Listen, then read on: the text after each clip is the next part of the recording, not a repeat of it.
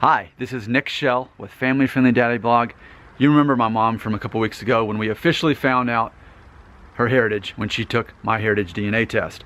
I wanted to make this brief video just to give a visual of what it looks like to ultimately be a mixed race. I do understand that race is somewhat of an arbitrary term. No one can really agree on what exactly the races are or if races truly exist. Maybe they're just man-made and we've kind of created these, just like we've created borders. Because even with MyHeritage, the test, it doesn't differentiate between Dutch and German. And so it's kind of the same thing. Where do you want to draw the line with where race is? That's not what this video is about, though. I just wanted to recognize that before anyone could say it in the comments. But what I want to provide you is a visual. And I'm looking at the actual blog post I did on this. So you're watching this video because you want to see what someone looks like if they are the following things. Mayan, and we're talking about my mom right now because this is her test. So Mayan and Aztec, that's about a third. 22% Iberian, which is nearly a quarter Spanish Portuguese. 15% Sephardic Jewish, 14% Middle Eastern, nearly 8% Greek, 4.5% Italian, 2.5% Baltic, and then 2% African. So all of those things in there. By today's standards, as far as what race is all about, people kind of argue between Jewish and Middle Eastern. Some say, well, it's all Middle Eastern. Well, in that case, my mom is nearly a third Middle Eastern, if you look at it from that perspective. And then, of course, the Spanish, the Iberian, that would be European. And then, of course, the Central American, the Mayan and Aztec, that's its own different thing, too.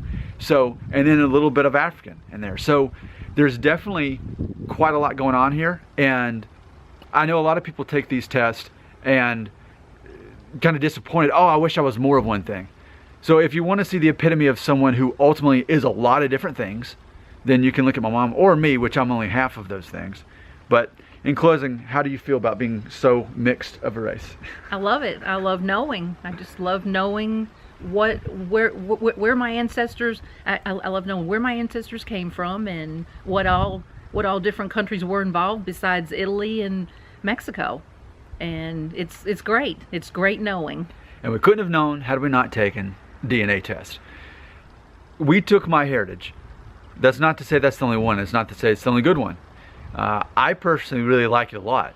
And it's a matter of understanding that you and your parent or your child or your sibling can take the same test and it show different results, because that's not how DNA tests work. They're more of a jumbled up thing. Somebody mentioned it as beef stew. If you got a big spoon of beef stew and put 2 different spoons in 2 different bowls, you're going to have a different proportion of potatoes and meat and carrots in each one. And that's how these DNA tests work. They show you the most dominant genes.